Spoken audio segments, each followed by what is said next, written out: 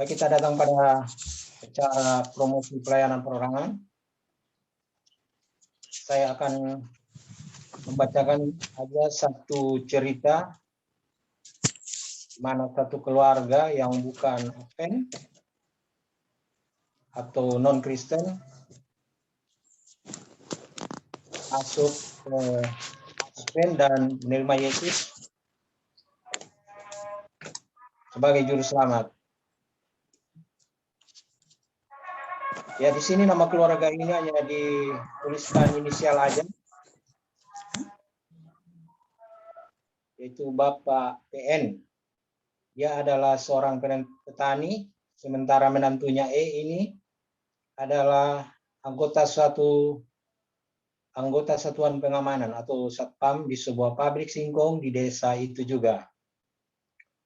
Setiap hari E harus melewati gedung gereja Masih Advent ke-7 jika pergi bekerja ke pabrik singkong itu. Ketika ia melewati gedung gereja itu, ia juga memperhatikan suasana dan keadaan gereja itu. Pada suatu saat, ketika saudara E melewati gedung gereja itu, ia melihat bahwa plafon teras gereja itu rubuh. Ia berpikir bahwa anggota gereja itu akan segera memperbaiki plafon itu jika mereka menggunakannya untuk ibadah.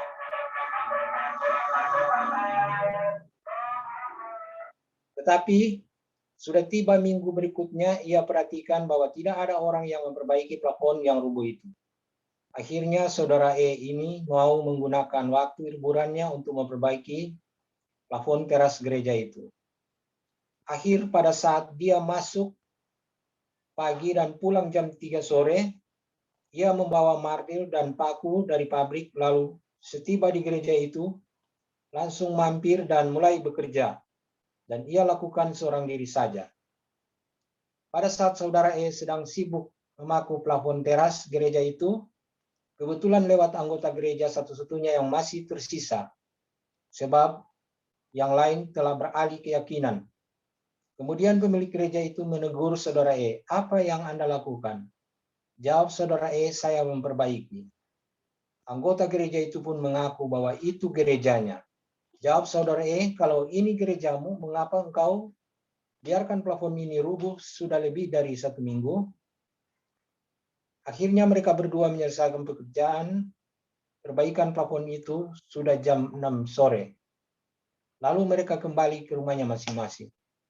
Ketika waktu saya melewat ke jemaat ini, maka informasi ini disampaikan kepada saya. Informasi kira-kira seperti ini. Ada seorang yang bukan anggota jemaat memperbaiki plafon teras gereja kita yang rusak tanpa disuruh oleh siapapun. Setelah saya mendapat informasi yang lengkap dari anggota jemaat kita itu, saya katakan saya harus ketemu dengan orang itu. Anggota kita ini, katakanlah, dia masih bekerja di pabrik, paling cepat ia akan kembali jam 5 sore nanti. Akhirnya saya putuskan untuk menunggu sampai jam 5 sore. Akhirnya waktu yang ditunggu-tunggu tiba, saya ditemui oleh anggota jemaat kita ini, yaitu saudara R. Setelah kami mengucapkan salam, ada suara dan kami masuk. Setelah dipersilakan duduk, saya katakan, "Bapak, ada yang mau saya katakan, bolehkah?" Lalu Bapak PN serentak dengan saudara E mengatakan, "Boleh." Saya ke sini untuk menyampaikan ucapan terima kasih yang sebesar-besarnya kepada saudara E yang sudah meluangkan waktunya untuk memperbaiki teras gereja kami. Anggota gereja kami hanya tinggal keluarga Bapak R ini, sehingga dia tidak punya waktu untuk memperbaiki gereja itu. Kami tidak mampu membayar semua kerja kerasnya, tapi kami berdoa supaya Bapak E dan keluarga Bapak E dan mertua dan keluarga diberkati oleh Tuhan Yang Maha Esa. Saudara E menanyakan bahwa ia melakukannya dengan hati yang tulus, sehingga dia sendiri tidak mengharapkan bayaran. Yang penting gereja sudah rapi, sehingga jika dipakai ibadah akan lebih nyaman. Sebagai gembala jemaat yang hanya punya anggota satu kakak, tentu saja tentu saya tidak mau kehilangan momentum. Lalu saya secara lisan mengundang saudara E dan keluarga besar mertuanya, Bapak PN, untuk menghadiri acara ibadah di gereja kita. Saudara E mengatakan bahwa ia sendiri sibuk bekerja di pabrik. Pulang sore tidak berjanji untuk hadir di gereja. Lalu saya juga mengajak Bapak PN.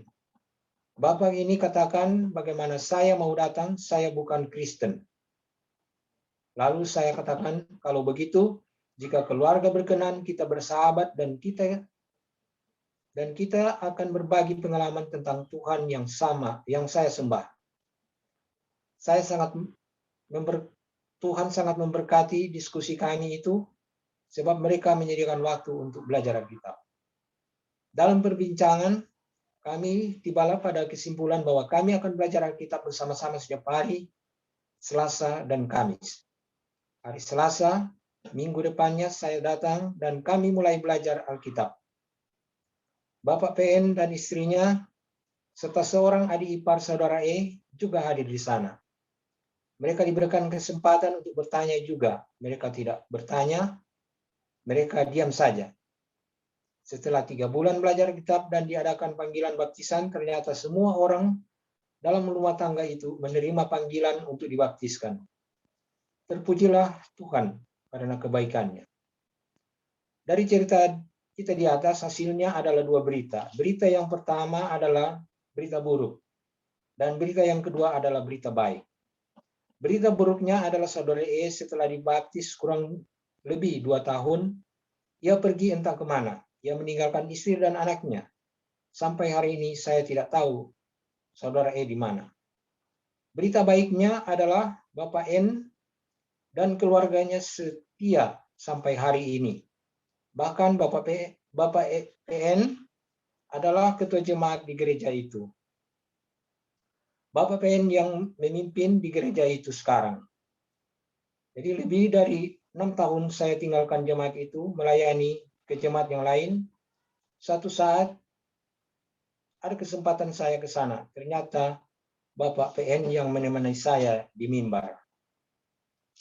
Itulah cerita kita pada sahabat ini dalam cara pelayanan perorangan. Semoga dengan cerita ini lebih memotivasi kita untuk lebih banyak bersaksi, dan dengan bersaksi biarlah banyak orang yang datang pada Yesus